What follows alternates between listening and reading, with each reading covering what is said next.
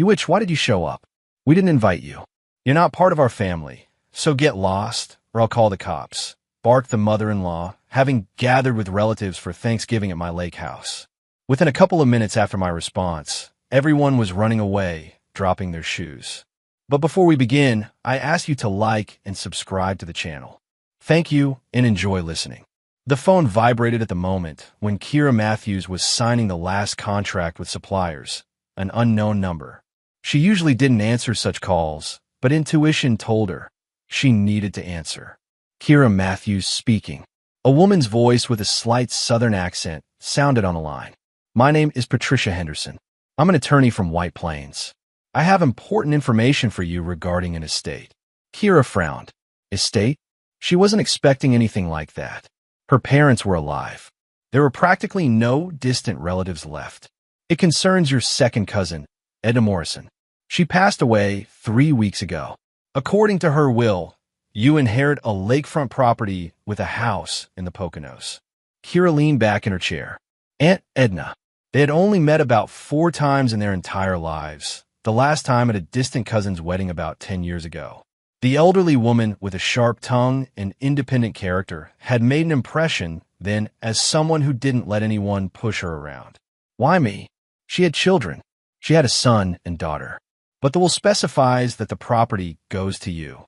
Edna didn't explain the reasons, but insisted specifically on this point. When can you come by to process the documents? Kira looked at her planner. Tomorrow she had a meeting with the management of a retail chain. The day after tomorrow, inventory check. The day after tomorrow, after lunch, around 3. Agreed. I'll be waiting for you at 245 Main Street, Suite 602. The conversation ended as suddenly as it began. Kira put down the phone and thought. A lake house. Property. In the Poconos. That's about 90 miles from New York City. She tried to remember if Aunt Edna had ever said anything about this house. But all she could recall was her contemptuous snort whenever someone from the family complained about life. At 39, Kira held the position of commercial director in a company trading in construction materials.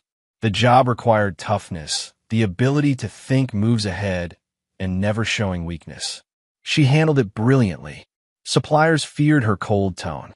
Competitors tried not to get involved, and management valued her for being able to extract conditions that others could only dream of. Kira returned home late in the evening. Her husband Derek was sitting in the kitchen with a laptop, typing something without looking up. They had married 6 years ago after 2 years of living together. Derek worked as chief engineer at a manufacturing plant, earned decently, but had a casual attitude toward money. They had an agreement. Each managed their own budget. Shared expenses were split in half. I got a call from an attorney's office, Kira said, taking off her coat. Aunt Edna died. Left me a lake house. Derek looked up from the screen. That same sharp-tongued old lady from your family? That's her. The day after tomorrow, I'm going to process the documents. Want me to come with you? Not necessary. You know yourself you have deadlines at work. I'll manage. Derek nodded and returned to his business. They had long learned not to interfere in each other's affairs without necessity. It suited both of them. The law office was located in an ordinary office building. Patricia Henderson turned out to be a woman of about 50 with a neat bob and a strict navy suit. Come in, Kira. The documents are ready. She handed over several sheets. Death certificate, will property deed. Kira skimmed through the text. Property 0.3 acres. House 1,300 square feet. Boathouse shed. Everything was registered to Aunt Edna back in 1997. And the children won't contest it? Patricia pursed her lips. They tried. The son came the day after the will reading, shouted, threatened. But the will is properly executed. Edna was a sound mind. The medical evaluation confirmed it. They won't prove anything. Why did she choose me? The attorney took another sheet from the folder. She left a letter, asked to give it to you personally. Kira unfolded the thin paper. The handwriting was uneven but legible. Kira, we rarely saw each other, but I immediately understood that you're one of those who doesn't whine about life. My children grew up to be wimps. Everyone expects someone to hand them something, but you make your own way. I respect people like that. My house has been standing empty for 2 years since I got sick. I don't want it to go to those who will blow through everything in a year. Take care of it. It's good there. Quiet. You can think about life. Edna. Kira folded the letter and put it in her bag. Strange feeling to receive approval from someone she barely knew. Signing the documents took another 40 minutes. Kira received the deed and keys. 2 keys on one ring, one for the front door, the second for the gate. Do you know the address? Please write it down. Patricia wrote on a piece of paper, Pike County, PA, Lakeside Drive, 471. It's all simple. Take I-80 west, exit at Stroudsburg, then follow the signs. The community is old, houses are solid, neighbors are quiet, mostly weekend visitors. Kira nodded, took the documents, and left the office. On the way to the car, she dialed Derek's number. On Saturday, we'll go look at the lake house. Can you get free? I'll try. What's with the house? Don't know. The attorney said everything's in order, but better to see with my own eyes. Okay, we'll talk tonight. On Saturday, they left early in the morning. The weather was warm. Late May promised a hot summer. The highway was clear, and in just under 2 hours, they turned toward the lake community. The area turned out to be an old lakefront neighborhood with solid houses. Paved roads, well-maintained properties. Here and their dogwoods had already blossomed. Kira checked the house numbers and turned on a lakeside drive. Number 471 was located at the end. High wooden fence, once painted green, strong gates. Kira inserted the key into the gate lock. The mechanism gave way easily. The property greeted them with an overgrown yard.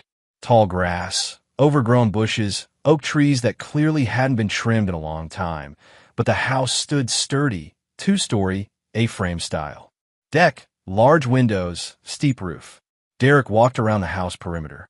Foundation's intact, roof doesn't seem to leak. Windows are old, but holding up. Kira opened the front door. Inside it smelled musty and dusty. Furniture was covered with sheets. Thick layers of dust on the shelves. First floor, great room with a stone fireplace, kitchen, bathroom. Second floor, 2 bedrooms and another room that looked like a study. Renovation needed here, said Derek, examining the walls. But overall, everything's solid. Wiring is old, needs replacing. Plumbing too. Kira opened a window, letting in fresh air. The view opened onto the lake. Pines, maples. Silence. How much do you think renovation will cost?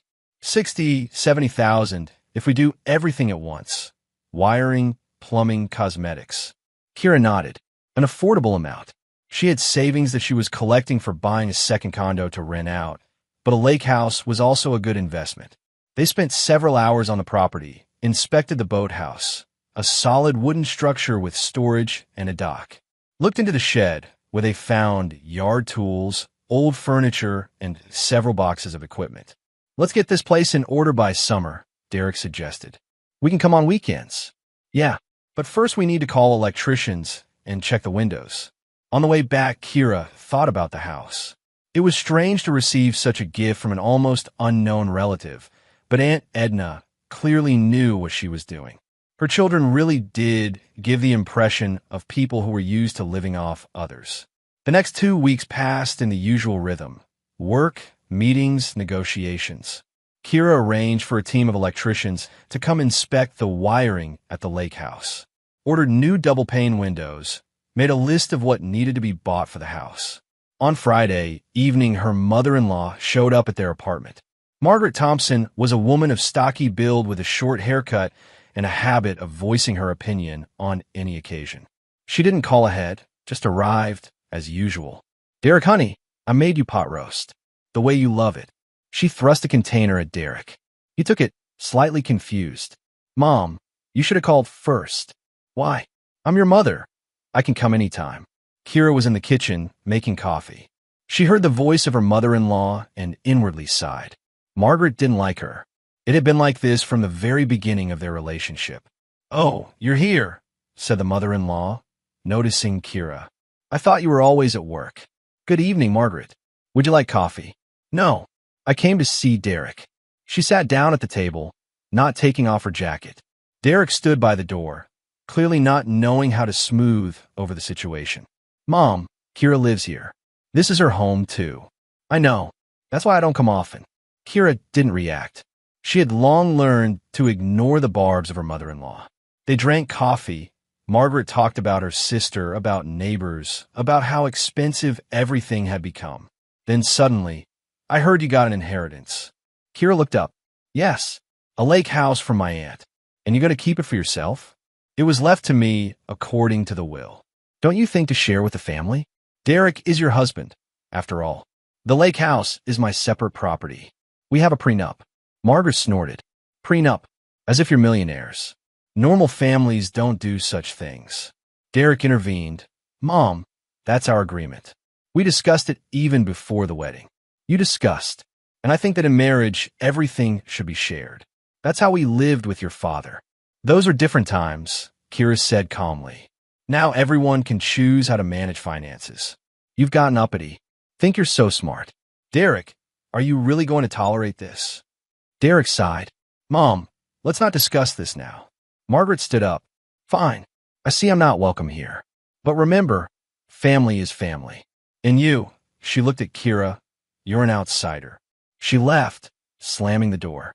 Derek sat at the table, holding his head. "She doesn't mean anything bad. She's just old-fashioned." "I know," Kira said, "but I'm not going to defend myself to her." The next day, they went to the lake house. The electricians had already inspected the wiring and given an estimate.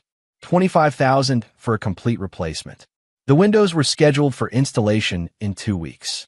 Kira walked around the property, planning where to plant flowers, where to set up a grill area. Derek was fixing the fence. "You know," he said, not looking up from his work, "Mom is really hurt. She thinks you're shutting her out of the family." "I'm not shutting anyone out. I just don't want her interfering in our business. She's my mother, and I'm your wife. Who's more important?" Derek didn't answer. Kira understood. He would never choose. He would always try to please everyone. But she wasn't going to back down. In June, work began. Electricians replaced the wiring, plumbers installed new pipes. Kira hired a crew to do cosmetic repairs.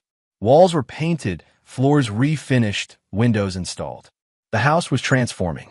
In early July, Kira invited Sarah, her friend from college. Sarah arrived with her husband and kids. They spent the weekend at the lake house, grilled burgers, swam in the lake. "You've done an amazing job," Sarah said, looking around the house. "It's so cozy here." "Thanks. Put a lot of money and work into it." "And Derek helps?"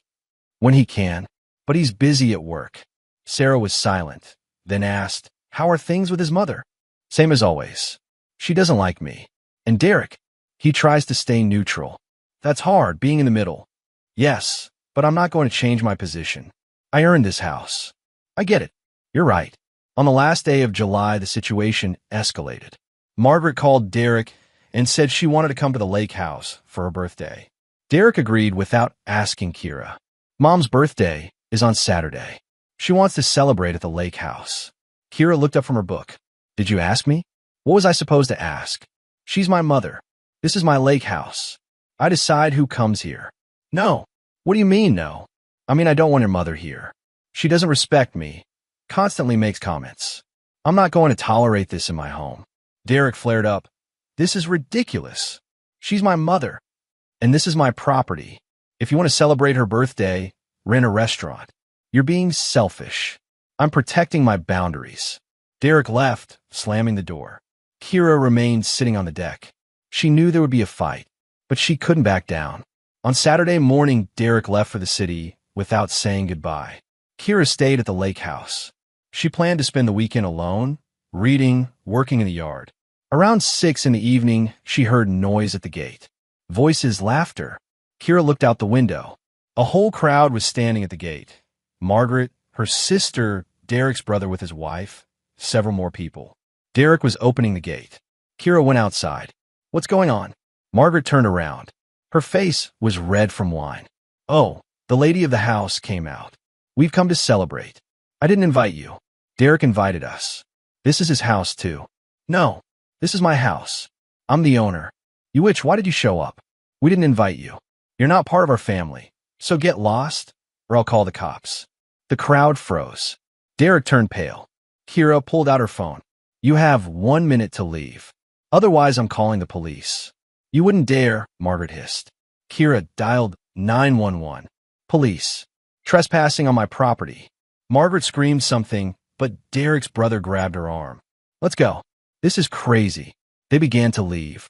Derek stood by the gate, not looking at Kira. Are you going with them? Kira asked. You left me no choice. There's always a choice. You just made yours. He left. Kira closed the gate and returned to the house. Her hands were shaking. She sat on the deck and covered her face with her hands. The police arrived in 20 minutes. A young officer and an older sergeant. Kira explained the situation, showed documents, told about Margaret's words. Do you want to file a report? The sergeant asked. Yes. Understood. We'll document everything. They left. Kira remained sitting on the deck. She understood that everything had changed now. Derek wouldn't forgive her. His family wouldn't forgive her. But she couldn't have acted otherwise. On Sunday evening, she returned to the city. The apartment was empty. Derek had taken his things. A note lay on the table, staying with Mom. We need space. Kira crumpled the note and threw it in the trash. Space. As if that would solve anything. The next day, she went to work. Tried to focus on contracts, negotiations, but thoughts kept returning to that evening.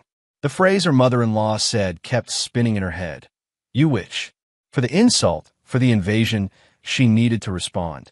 In the evening, Kira called an attorney she knew. Linda Chun had been handling her company's cases for many years. I want to sue my mother-in-law, Kira said. For what? Verbal assault, trespassing. Tell me in detail. Kira recounted everything. The uninvited visit, the words, the threats. Linda listened silently.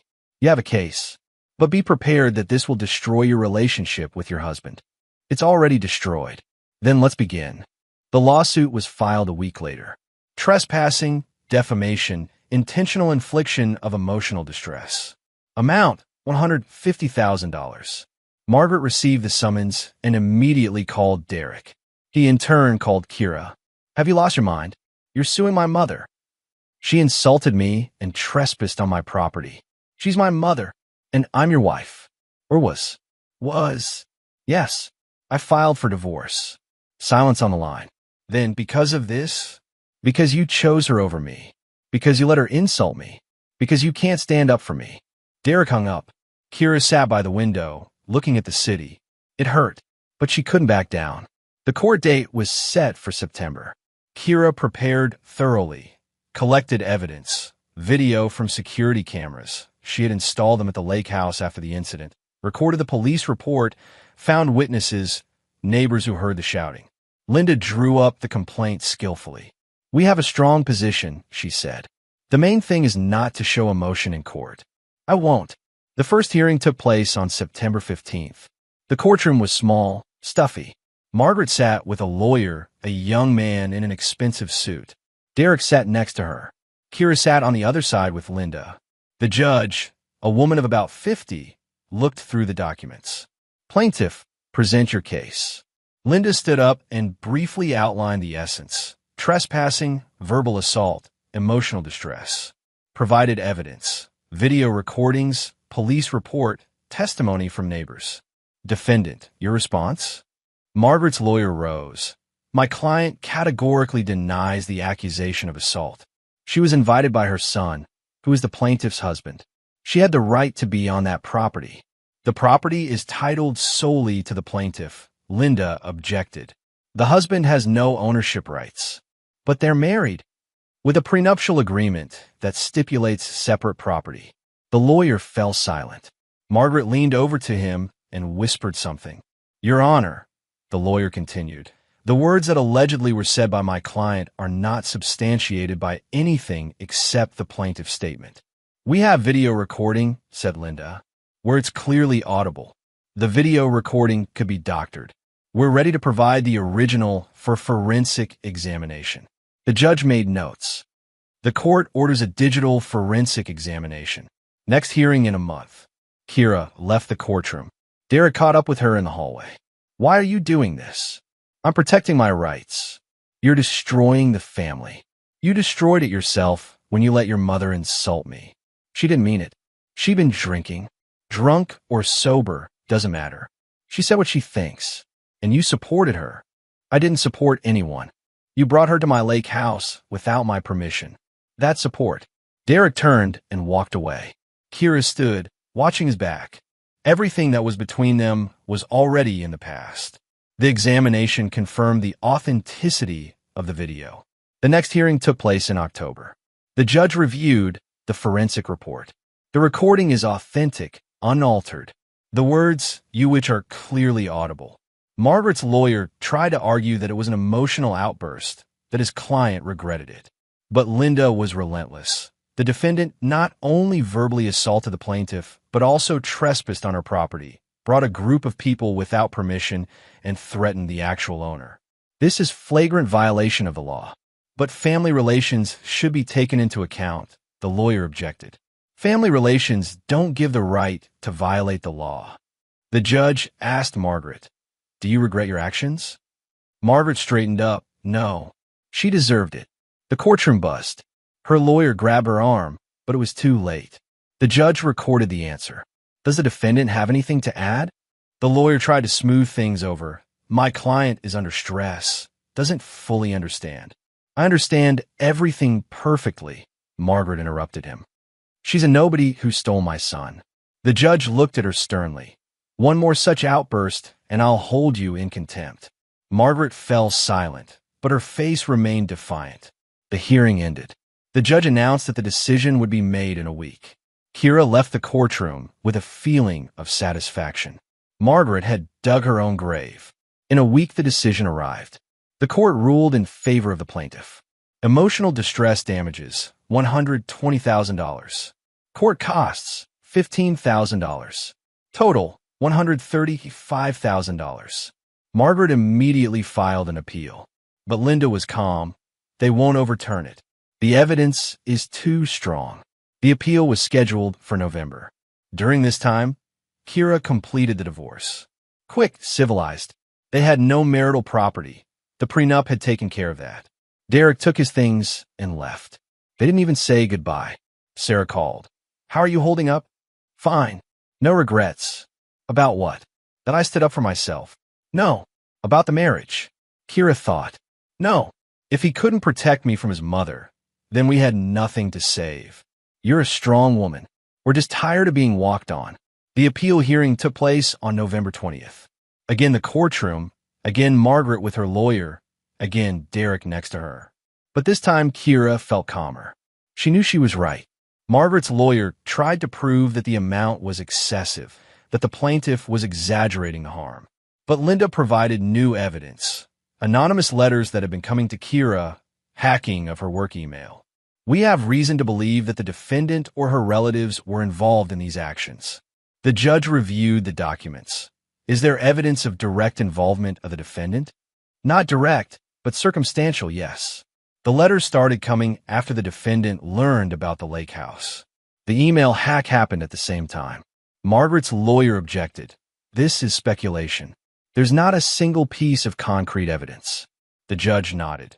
The court cannot accept circumstantial evidence as proof, but the fact of illegal entry and verbal assault remains. The decision of the lower court stands. Appeal is denied. Margaret cried. Her sister hugged her. Kira left the courtroom. Final victory. Payment of damages is stretched over 3 months. Margaret transferred money in installments of $30,000 to $40,000 per month. Each transfer was accompanied by angry texts from Derek's relatives. Kira blocked all numbers. Derek no longer called. The divorce was finalized in May. Quickly, without disputes over assets. Each took their own. In early June, Kira went to the lake house for the last time. She needed to decide what to do with the house. Keep it or sell. The property greeted her with silence. The grass had grown tall. The bushes were beginning to spread again. The house stood closed, windows dark. Kira went inside. It smelled musty. She opened the windows, letting in fresh air. Walked through the rooms. Everything remained as she had left it after that terrible night. Clean floors, cleared table, empty shelves. She sat on the deck and looked at the lake. Beautiful, quiet, but too many memories. Kira took out her phone and dialed a realtor's number. "Hello. I want to list a property for sale." In 2 months, the house was sold. A young family with 2 children. They were thrilled with the property, the lake, the boathouse. Kira handed them the keys without feeling regret. She invested the money from the sale into buying a studio apartment downtown for rental income. Passive income. Work on its course. New project, new suppliers, new negotiations. Kira immersed herself in work completely. It helped not to think about the destroyed marriage, the conflict with her mother-in-law, the lawsuits. Sarah invited her several times to get-togethers, to parties. Kira refused. She didn't want socializing, celebrations, questions. She spent evenings at home, read books, watched series, planned work tasks. In September, she accidentally ran into Derek at a mall. He was with a woman, young, about 25, with long dark hair. Derek saw Kira and looked embarrassed. The woman asked him something. He answered without looking at Kira. They passed by. Kira stood and watched them. So he had already found someone new. Fast. She shrugged and walked on. It no longer concerned her. October brought unexpected news. Margaret had been hospitalized. Stroke. Sarah called and told her, heard it from mutual friends. Don't you feel bad for her? Kira thought. No. She created this situation herself. But she's a person who didn't respect me, invaded my life, insulted me. Sarah, I don't wish her death, but I don't feel pity either. That's harsh. That's realistic. Margaret spent a month in the hospital, then was discharged. Walked with a cane. Speech recovered slowly. Kira learned about it, by chance from a conversation with colleagues. One of them was friends with Margaret's sister. They say after the lawsuit, she completely broke down. Her nerves couldn't take it. Kira listened silently. She didn't feel sorry for her mother-in-law. Everyone gets what they deserve. In November, a letter came from Derek. Paper by mail. Kira, I'm writing because I can't call. You blocked all my numbers. I want you to know that I don't blame you for what happened. You were right. Mom really crossed all lines. I couldn't stop her. Couldn't choose between you. That's my fault. Mom is sick now. Doctors say the stress from the lawsuit triggered the stroke. She'll never forgive you. And I probably won't forgive you completely either. But I understand why you did it. Live well. Derek. Kira read the letter twice, then tore it up and threw it away. She didn't need forgiveness. She had acted correctly, protected her boundaries, her dignity, her property. Yes, the price was high. Destroyed marriage, conflict with her husband's family, loneliness. But she regretted nothing. December greeted Kira with a new project. The company was opening a branch in Seattle, and she was offered to head the division. This meant relocation, a new life, new opportunities. Kira agreed without hesitation. She rented out her apartment in New York, packed her things in suitcases. There turned out to be few personal belongings, clothes, books, documents. Everything else remained in the past. On the last evening before departure, she met with Sarah. Are you really leaving? Yes. I have nothing keeping me here. What if you meet someone there? I'm not looking for anyone. I'm good alone. Kira, you won't be alone forever, will you? Why not? I'm self-sufficient, financially independent. I have a good career. I don't need a man who will drag toxic family behind him. Sarah sighed. You've changed. No, I just stopped tolerating what doesn't work for me. They hugged goodbye. Sarah wiped away tears. Kira remained calm. The flight to Seattle left early in the morning. Kira sat by the window and watched as the landscape passed below. Mountains, forests, small towns. She thought about what was left behind. 6 years of marriage. The lake house she never got a love. The mother-in-law who paid a high price for her arrogance. Derek, who couldn't protect her. All of this remained in the past. Ahead was a new life, a new city, a new job, new opportunities. Kira leaned back in her seat and closed her eyes. She felt neither joy nor sadness, just calm. She had won this war, but the victory turned out to be lonely. Maybe someday she would meet someone who would respect her boundaries, who wouldn't drag a toxic family behind him, who would choose her and not his mother's opinion. Or maybe not, and then she would live alone, free, independent, strong. That was also fine. The plane picked up speed, carrying her away from the past. Kira opened her eyes and looked out the window. The mountains of the Pacific Northwest appeared ahead. A new chapter was beginning right now.